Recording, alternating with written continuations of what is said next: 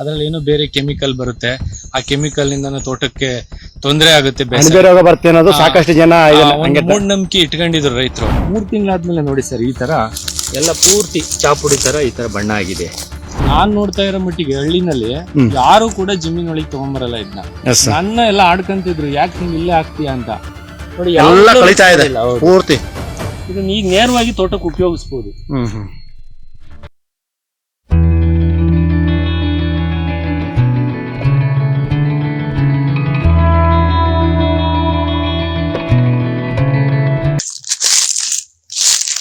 Sir ನಮಸ್ತೆ. ನಮಸ್ಕಾರ ರೈತ ಬಾಂಧವರೇ. ಸರ್ ತಮ್ಮ ಹೆಸರು? ನಟರಾಜು. ನಟರಾಜ್ ಅವರು. ಸರ್ ಯಾವ ಊರು ಇದು? ಇದು ಬಾಗೂರು. ಬಾಗೂರು ಇದು ಗೊಲ್ಲಳ್ಳಿ ಸೇರುತ್ತೆ. ನಾವು ಬಾಗೂರು ಬಾರ್ಡರ್ ಅಲ್ಲಿ ಗೊಲ್ಲಳ್ಳಿ ವಾಸ ಮಾಡ್ತಾ ಇದ್ದೀವಿ. ಬಾಗೂರೇ ಲೆಕ್ಕ. ಇದು ಗುಬ್ಬಿ ತಾಲೂಕು. ನಮ್ಮ ರೈತರಿಗೆ ಸಾಕಷ್ಟು ರೈತರು ಏನ್ ಮಾಡ್ತಾ ಇದಾರೆ ಅಂತಂದ್ರೆ, ಅಡಿಕೆ ಸಿಪ್ಪೆ ತಕೊಂಡು ಸುಲಿಸಿದ ತಕ್ಷಣ ತಕೊಂಡೋಗಿ ಹೊರಗಡೆ ಹಾಕ್ಬಿಟ್ಟು ಬೆಂಕಿ ಹಾಕ್ತಾ ಇದಾರೆ. ಇದರಿಂದ ತುಂಬಾ ನಷ್ಟ ಮಾಡ್ಕೊತಿದ್ದಾರೆ. ನೀವು ಇದನ್ನ ಅಡಿಕೆ ಸಿಪ್ಪೆಗಳನ್ನೆಲ್ಲ ಕ್ರೋಢೀಕರಿಸಿ ಇದರಿಂದ ಎರೆಹುಳವಾದ ಗೊಬ್ಬರನ ತಯಾರಿಸಿದಿರ. ಆ ಗೊಬ್ಬರ ಯಾವ ತರ ಇದೆ, ಯಾವ ತರ ಇದಾಗ್ತು, ಏನ್ ಯೂಸ್ ಮಾಡಿದ್ರಿ ಇದಕ್ಕೆ ಅನ್ನೋದ್ರ ಬಗ್ಗೆ ಮಾಹಿತಿ ಹಂಚ್ಕೊಳ್ಳಿ ಸರ್ ರೈತರಿಗೆ. ನಾನು ಸರ್ 2 ವರ್ಷದ ಹಿಂದೆ ನಾವು ಇದನ್ನ ಅಡಿಕೆ ಸಿಪ್ಪೆನ ಎಲ್ಲ ರೈತರುಗಳು ರಸ್ತಿನಲ್ಲಿ ಎಲ್ಲ ಸುರಿತಿದ್ರು, ಬೆಂಕಿ ಹಚ್ಚುತ್ತಿದ್ರು. ಬೆಂಕಿ ಹಚ್ಚೋ ಕಾರಣಕ್ಕಾಗಿ ನಾನ್ ಯಾಕೆ ಇದನ್ನ ಪ್ರಯೋಗ ಮಾಡಿ ತೋಟಕ್ಕೆ ಹಾಕಿದ್ರೆ ರೈತರ ಅನುಭವ ಏನಂದ್ರೆ, ಅದ್ರಲ್ಲಿ ಏನೋ ಬೇರೆ ಕೆಮಿಕಲ್ ಬರುತ್ತೆ. ಆ ಕೆಮಿಕಲ್ ನಿಂದ ತೋಟಕ್ಕೆ ತೊಂದರೆ ಆಗುತ್ತೆ, ರೋಗ ಬರುತ್ತೆ ಅನ್ನೋದು ಸಾಕಷ್ಟು ಜನ ಮೂಢನಂಬಿಕೆ ಇಟ್ಕೊಂಡಿದ್ರು ರೈತರು. ನಾನು ಅದಕ್ಕೆ ಏನ್ ಮಾಡಿದೆ, ಒಂದು ಹೊಸ ಯೋಜನೆ ಮಾಡಿ ಒಂದು ಪ್ರಯೋಗ ಮಾಡೋಣ ಅಂತ ನಾನು ಪ್ರಾಕ್ಟಿಕಲ್ ಆಗಿ ನಮ್ ಕೆಲಸ ಸ್ಥಳಗಳಿಂದ ತರಿಸಿ ಇಲ್ಲಿ ಲಾಟ್ ಹೊಡ್ಸಿದೀನಿ. ಈ ಲಾಟ್ ಹೊಡ್ಸಿದ ಕಾರಣಕ್ಕೆ ಏನ್ ಮಾಡಿದೆ, ಇದಕ್ಕೆ ಡಿಕಂಪೋಸರ್ ಬರುತ್ತೆ ಡಾಕ್ಟರ್ ಸಾಯಿಲ್ದು.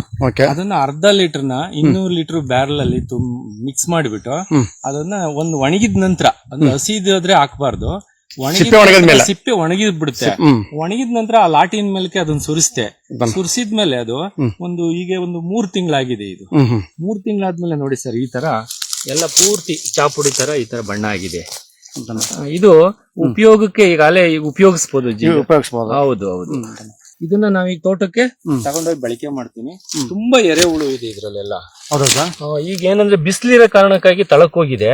ಅದು ಮೇಲಕ್ಕೆ ಬರಕ್ಕೆ ಸಂಜೆ ಟೈಮಲ್ಲಿ ಅಥವಾ ಬೆಳಿಗ್ಗೆ ಟೈಮಲ್ಲಿ ಬಂದ್ರೆ ಇರುತ್ತೆ ಆ ಕಡೆ ಎಲ್ಲ ನೋಡಿ, ಆ ಕಡೆ ಎಲ್ಲ ಮೇಲೆ ಸಿಗುತ್ತೆ ನೆರಳಿರೋ ಕಾರಣಕ್ಕಾಗಿ.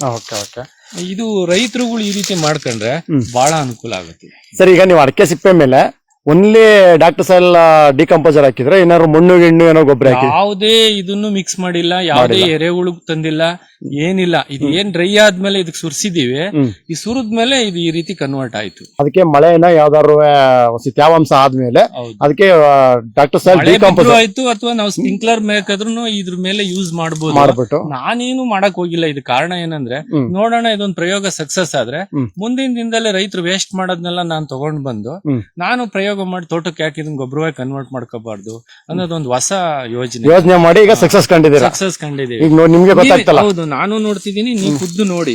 ಇದ್ರಲ್ಲಿ ಯಾವ ಮಣ್ಣು ಮಿಕ್ಸ್ ಮಾಡಿಲ್ಲ, ಗರಿ ಮಿಕ್ಸ್ ಮಾಡಿಲ್ಲ. ನೀ ಹೇಳಂಗೆ ಚಾಪುಡಿ ಟೈಪ್ ಆಗಿದೆ. ಚಾಪುಡಿ ಟೈಪ್ ಇದೆಲ್ಲ ಅಡಿಕೆ 6 ತಿಂಗಳಿಂದ 8 ತಿಂಗಳಾಗಿದೆ. ಇದು ನಾನು ಡಿಕಂಪೋಸರ್ ಆಯ್ತು ಒಂದು 6 ತಿಂಗಳಾಗಿದೆ. 3-4 ತಿಂಗಳಾಯ್ತು. ಜನವರಿನಲ್ಲಿ ಹಾಕಿರೋದು. ನೋಡಿ ಎಷ್ಟು ಬೇಗ ಕನ್ವರ್ಟ್ ಆಗಿದೆ.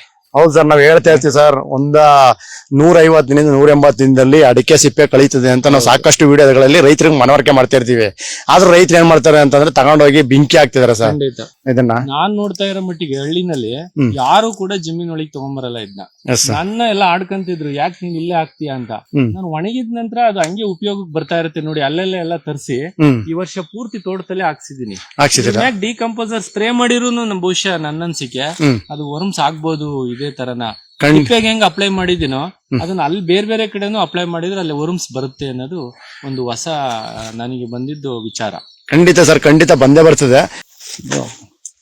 ಈಗ ಇಲ್ಲಿ ಗರಿ ಕಾಣ್ತಾ ಇದೆ, ಇದು ಯಾವ ತರ ಇದಾಗಿದೆ ನೋಡಿ ಸರ್. ಇದು ನೋಡಿ, ಈ ಕಡೆ ಅದು ಸ್ವಲ್ಪ ಹಳೇದು, ಮೊದಲನೇದು. ಇದು ಕೊನೆ ಜನವರಿ ಟೈಮ್ ಆಗುದಿದು ನೋಡಿ. ಇದ್ರಲ್ಲಿ ವರ್ಮ್ಸ್ ಎಲ್ಲ ಇಲ್ಲೇ ಅಡ್ಡಾಡ್ತಾ ಇದೆ ನೋಡಿ. ತಕ್ಷಣ ಅದು ಹಿಡ್ಕೊಂಡ್ರೆ ಒಳಗಡೆ ಹೋಗುತ್ತೆ ನೋಡಿ. ಈ ತರ ಇದನ್ನ ನಾನು ಎಲ್ಲಿಂದ ತಂದು ಬಿಟ್ಟಿದ್ದಲ್ಲ, ಇದು ಇಲ್ಲೇ ತಯಾರಾಗಿರೋದು. ಈ ಡಿಕಂಪೋಸರ್ ನ ಉಪಯೋಗಿಸಿದ ನಂತರ ನೋಡಿ ಇಲ್ಲೇ ತಯಾರಾಗಿದೆ. 500 ರೂಪಾಯಿನ ಖರ್ಚು ಮಾಡಿದ್ರೆ ಟನ್ ಗಟ್ಲೆ ಗೊಬ್ಬರನ ಮಾಡ್ಕೋಬಹುದು. ಸುಮಾರು 50 ಕ್ವಿಂಟಲ್ ಅಡಿಕೆ ಉತ್ಪತ್ತಿ ಆಗುತ್ತಲ್ಲ, ಅದ್ರ ಸಿಪ್ಪೆನೆಲ್ಲ ನಾನು ಇಲ್ಲೇ ಸ್ಟಾಕ್ ಕೊಡ್ತೀನಿ. ಇಲ್ಲೇ ಸ್ಟಾಕ್ ಕೊಡ್ತೀರಾ? ಬೇರೆ ಇನ್ನೊಂದ್ ಕಡೆ ತೋರಿಸ ನೋಡ. ಎಲ್ಲ ಮೇಲ್ಗಡೆ ಗರಿ ಸಿಪ್ಪೆ ಎಲ್ಲ ಅದೇ ಇದ್ದಂಗಿದೆ, ಒಳಗಡೆ ನೋಡಿ. ನನಗೂ ಇದು ಗೊತ್ತಾಗ್ತಿರ್ಲಿಲ್ಲ. ಬೇರೆ ಪ್ರಾಣಿಗಳೆಲ್ಲ ಬಂದು ಇಲ್ಲಿ ಎರೆಹುಳನ್ನ ಹಿಡಿತಿದ್ವಲ್ಲ, ಬಹುಶಃ ಏನಕ್ಕೆ ಅಂತ ನೋಡಿದಾಗ ಇಷ್ಟು ಬೇಗ ಆಗೈತೆ ಅಂತ ನಾನು ಅಂದ್ಕೊಂಡಿರ್ಲಿಲ್ಲ. ಹಂದಿಗಳು ಹೌದೌದು ನೋಡಿ ಎಲ್ಲ ಕಳೀತಾ ಇದೆ ಪೂರ್ತಿ. ಇದನ್ನ ಈಗ ನೇರವಾಗಿ ತೋಟಕ್ಕೆ ಉಪಯೋಗಿಸಬಹುದು. ನನ್ನ ಅನುಭವದಲ್ಲಿ ಇದರಲ್ಲಿ ಈ ಕುರಿ ಗೊಬ್ಬರದಾಗ ಏನ್ ಕಂಟೆಂಟ್ ಇರುತ್ತೋ ಅದು ಇರ್ಬೋದು ಅಂತ ನನಗನ್ಸಿದೆ. ನಾನು ಲ್ಯಾಬ್ಗೆ ಏನ್ ತಗೊಂಡೋಗಿಲ್ಲ, ಐಡಿಯಾ ಯೋಚನೆ ಇದೆ ನನಗೆ. ಲ್ಯಾಬಿಗೆ ತಗೊಂಡೋಗಿ ಇದನ್ನ ಚೆಕ್ ಮಾಡಿಸ್ಬೇಕು ಅಂತ. KVK ತಗೊಂಡೋದ್ರೆ ಹೇಳ್ತಾರೆ, ಅವರು ಹೇಳಿದ್ರು ಈ ರೀತಿ ಮಾಡಿ ಅಂತ. ನಮ್ಮ ರೈತರಿಗೆ ಏನ್ ಹೇಳಕ್ ಇಷ್ಟಪಡ್ತೀರಿ ಈ ತರ ವೇಸ್ಟ್ ಮಾಡ್ತಾರೆ? ನಾನು ಖಂಡಿತ ಹೇಳ್ತೀನಿ, ಅವ್ರು ಯಾವುದೇ ತೋಟದಲ್ಲಿ ತ್ಯಾಜ್ಯಗಳಿರ್ಲಿ, ಒಂದು ದೊಡ್ಡದು ತೆಂಗಿನ ಮಟ್ಟೆ ಇರ್ಬೋದು ಅಥವಾ ಅಡಿಕೆ ಸಿಪ್ಪೆ ಇರ್ಬೋದು, ಯಾವ್ದನ್ನು ನೀವು ಆಚೆಗೆ ಹಾಕ್ಬೇಡಿ. ಉದಾಹರಣೆಗೆ ಏನ್ ಮಾಡ್ತಾರೆ, ತೆಂಗಿನ ಮಟ್ಟೆ ಇದೆ, ತೆಂಗಿನ ಮಟ್ಟೆನೂ ಕ್ರಶ್ ಮಾಡೋದ್ ಬಂದಿದೆ ಈಗ. ಆ ಕ್ರಶ್ ಮಾಡ್ಬಿಟ್ಟು ಈ ರೀತಿ ಲಾಟ್ ಹೊಡಿದ್ರೆ, ಡಿಕಂಪೋಸರ್ ಯೂಸ್ ಮಾಡಿದ್ರೆ ಖಂಡಿತ ಅದು ಒಂದು 6 ತಿಂಗಳಾಗ್ಬೋದು, 180 ದಿವಸ, ಏನು ತೊಂದ್ರೆ ಇಲ್ಲ. ನಾವು ಬೇಸಿಗೆನಲ್ಲಿ ಕೊಬ್ಬರಿ ತೆಗಿತೀವಿ, ಕೊಬ್ಬರಿ ತೆಗೆದ್ಮೇಲೆ ಅದು ವೇಸ್ಟ್ ಬರುತ್ತಲ್ಲ ಹಸ್ಕು, ಆ ಹಸ್ಕನ್ನ ಲಾಟ್ ಮಾಡ್ಬಿಟ್ಟು ಪೌಡರ್ ಮಾಡ್ಬಿಟ್ಟು ಸ್ಟಾಕ್ ಹೊಡೆದು ಈ ತರ ಯೂಸ್ ಮಾಡಿ ಒಂದ್ ಸ್ವಲ್ಪ ತೇವಾಂಶ ಕಾಪಾಡಿ, ಒಂದು ಮೇ ಅಥವಾ ಭರಣಿ ಮಳೆ ಬರುತ್ತಲ್ಲ ಆ ಟೈಮಲ್ಲಿ ಡಿಕಂಪೋಸರ್ ನ ಅದಕ್ಕೆ ಸ್ಪ್ರೇ ಮಾಡಿಬಿಟ್ರೆ ಡಾಕ್ಟರ್ ಸಾಯಿಲ್ದು, ಅದನ್ನ ಆರಾಮಾಗಿ 2 ತಿಂಗಳಿಗೆಲ್ಲ ಇದು ವರ್ಮ್ಸ್ ಆಗಿಬಿಡುತ್ತೆ. ಜೊತೆಗೆ ತಿನ್ಬಿಟ್ಟು ಗೊಬ್ಬರ ಆಗುತ್ತೆ. ಸ್ಪ್ರೇ ಮಾಡೋಕ್ಕಿಂತ ಬೇಕಾದ್ರೆ ಹಂಗೆ ತಗೊಬಂದು ಬಕೆಟ್ ಅಲ್ಲಿ ನಾವು ಅದನ್ನೆಲ್ಲ ಸುರಿದ್ ಬಿಟ್ರೆ ಮೇಲ್ಗಡೆ ಅದು ತನುವಾಗುತ್ತೆ ನೋಡಿ. ತೇವಾಂಶ ಅಂತೂ ಇರ್ಬೇಕು ಅದಕ್ಕೆ. ಒಂದು 2 ಲೇಯರ್ ತೆಂಗಿನ ಗರಿ ಹಾಕೊಂಡ್ಬಿಟ್ರೆ, ಏನ ನಂದಂದ್ರೆ ಇದು ತೋಟ ಇರೋದ್ರಿಂದ ನೆರಳಿದೆ, ನನಗೆ ಆರಾಮಿದೆ. ನಾನು ಬೇರೆ ಕಡೆ ರೈತರಿಗೆ ಏನ್ ಹೇಳ್ತೀನಿ, ತೆಂಗಿನ ಗರಿ ಮುಚ್ಕೊಂಡು ಒಂದ್ 6 ತಿಂಗಳಿಗೆಲ್ಲ ಗೊಬ್ಬರ ಆಗೋಗುತ್ತೆ. ಬಹಳ ಸರಳ. ಈಗ 100-150 ರೂಪಾಯಿ ತೆಂಗಿನ ಮಟ್ಟೆ ಎಲ್ಲ ಮಾರಿದ್ರು, ಅದು ಎತ್ತಾಕಕ್ಕೆ ಲೇಬರಿಗೆ ಕೊಡಕ್ಕಾಗ್ದಲೆ ಆಚೆಗಡೆ ಮಾರಿದ್ದಾರೆ. ಏನಂದ್ರೆ ಈಗ ನಾವು ರೈತರುಗಳು ಹೊರಗಡೆಯಿಂದ ಏನು ತಗೊಂಬರೋದಿದೆ ಗೊಬ್ಬರನ, ಅದು ನಮ್ ತೋಟದಲ್ಲಿ ಇರೋ ತೆಂಗಿನ ಮಟ್ಟೆ, ಒಂದ್ ತೆಂಗಿನ ಮರದಲ್ಲಿ 100 ತೆಂಗಿನ ಮರ, ಅದ್ರಲ್ಲಿ 100 ಕಾಯಿ ಬರುತ್ತೆ, ಅದ್ರದ್ದು 10 ಅಂದ್ರೆ 15 ಗರಿ ಬೀಳುತ್ತೆ, ಮತ್ತೆ ಅಡಿಕೆದ್ ಬರುತ್ತೆ, ಅಡಿಕೆ ಸಿಪ್ಪೆ, ಎಲ್ಲ ರೆಸಿಡ್ಯೂಸ್ನು ಈ ತರ ಒಂದ್ ಕಡೆ ತಗೊಂಬಂದು ಚಾಪಿಂಗ್ ಮಾಡಿಸ್ಬಿಟ್ಟು ಅದು ಸ್ಟಾಕ್ ಹೊಡೆದ್ಬಿಟ್ಟು ಇದನ್ನ ನಾವು ವರ್ಷಕ್ಕೆ ಕಂಟಿನ್ಯೂ ಮಾಡ್ತಾ ಇದ್ರೆ ಒಂದು 2 ವರ್ಷಕ್ಕೆ ನಾವೆಲ್ಲ ಕವರ್ ಮಾಡ್ಬೋದು ತೋಟನೆಲ್ಲ. Okay sir, thank you. ನಿಮ್ಮಿಂದ ತುಂಬಾ ರೈತರಿಗೆ ಅನುಕೂಲ ಆಯ್ತು. ಧನ್ಯವಾದಗಳು. Thank you sir.